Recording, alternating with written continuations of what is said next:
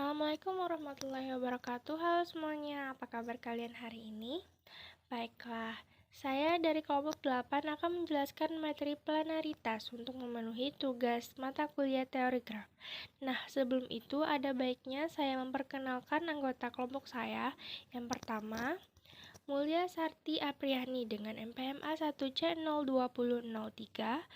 Yang kedua, Gazi Muammar Fawaz dengan NPMA 1C02023. Yang ketiga, Afifah Kanasya Fitri dengan NPMA 1C020031.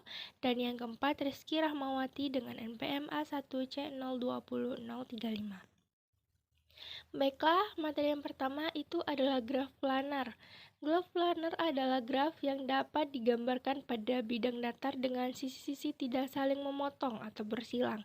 Jika tidak, maka disebut dengan graf tak planar.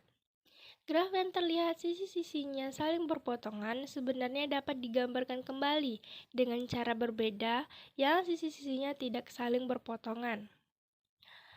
Graf lengkap K1, K2, K3, dan K4 merupakan graf planar. Kita lihat graf K1, K2, K3, K4 merupakan graf planar. Kenapa K4 disebut dengan graf planar? Padahal V1, V2, V1, V3, V2, V4-nya saling berpotongan. Nah, salah satu dari garis V1, V3, dan V2, V4 itu kita pindahkan hingga menjadi seperti ini. Maka dapat kita simpulkan bahwa graf K4 merupakan graf planar. K5 dan K3 bukan graf planar. Mengapa? Karena jika garis yang berpotongan kita pindahkan sedemikian rupa, tetapi masih ada garis yang saling berpotongan. Kita lihat untuk graf K5. Kita pindahkan dengan sedemikian rupa, tetapi masih terdapat garis yang saling berpotongan.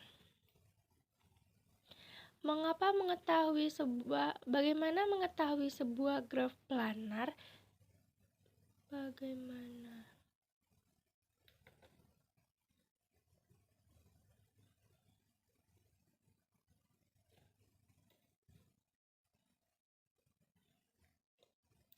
Bagaimana mengetahui sebuah graf planar dikatakan graf planar?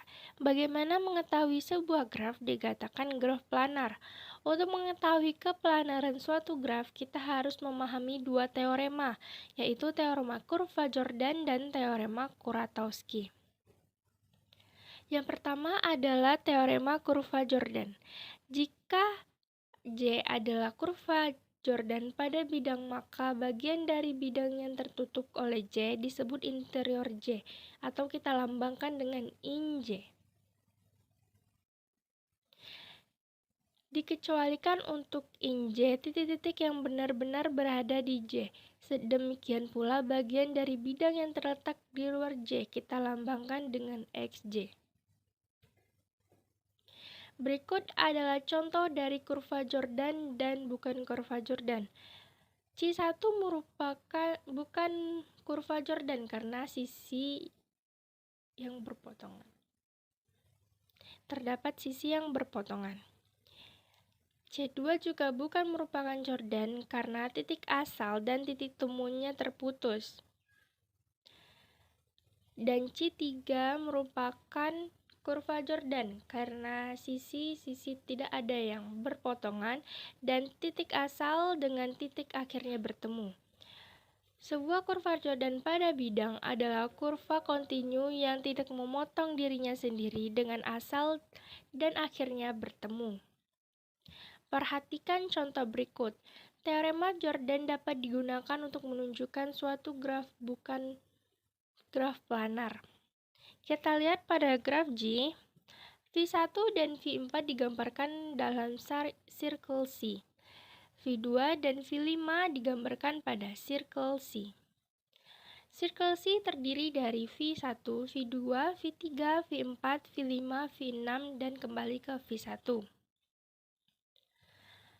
Dengan H sama dengan J dikurang V2, V3 dikali V6, akan ditunjukkan bahwa G non-planar dengan menggambarkan teorema Jordan.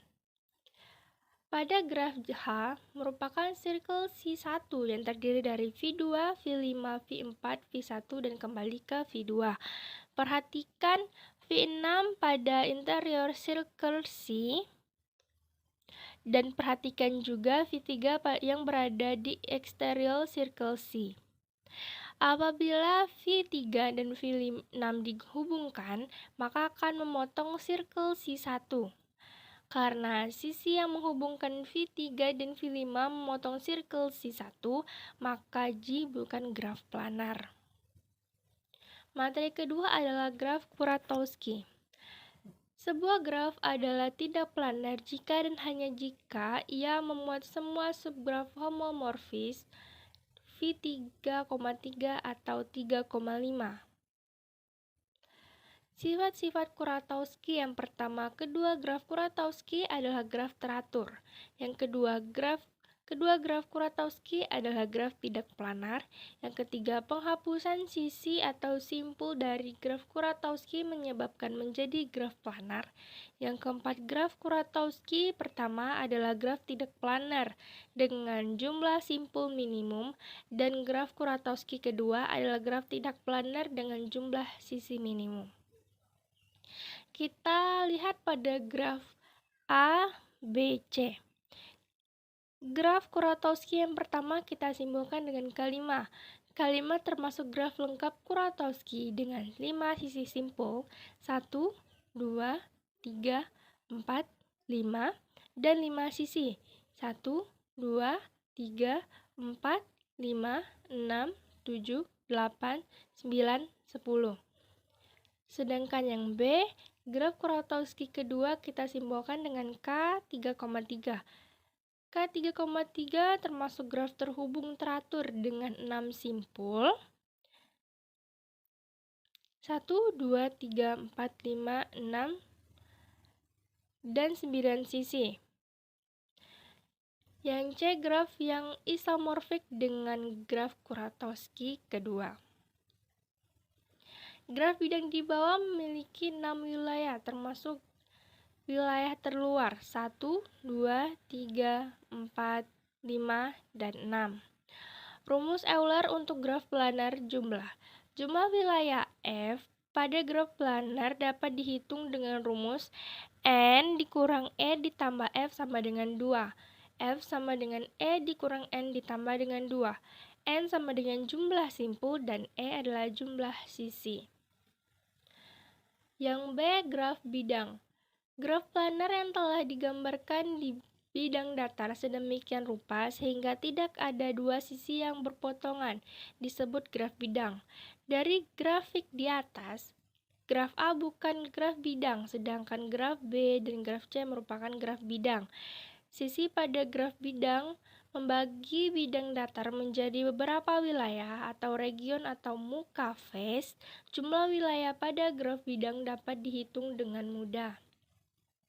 Definisi 12.2. Misalnya G adalah graf planar, maka suatu plane drawing dari G membagi himpunan titik dari bidang yang terletak pada G dalam daerah yang disebut face. Sebuah face tak terhingga disebut dengan infinite face. Catat bahwa daerah tersebut tidak termasuk vertex dan edge yang membentuk batasnya. Contoh pada gambar 11.12. Graf pada gambar A memiliki 4 face, V1, V2, V3, dan V4, di mana V4 adalah infinite face.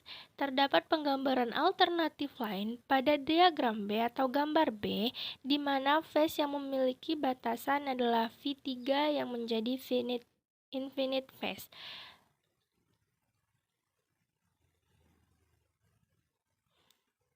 Baiklah, itu saja yang saya sampaikan. Semoga pembelajaran hari ini bermanfaat pada kalian semua. Terima kasih. Wassalamualaikum warahmatullahi wabarakatuh.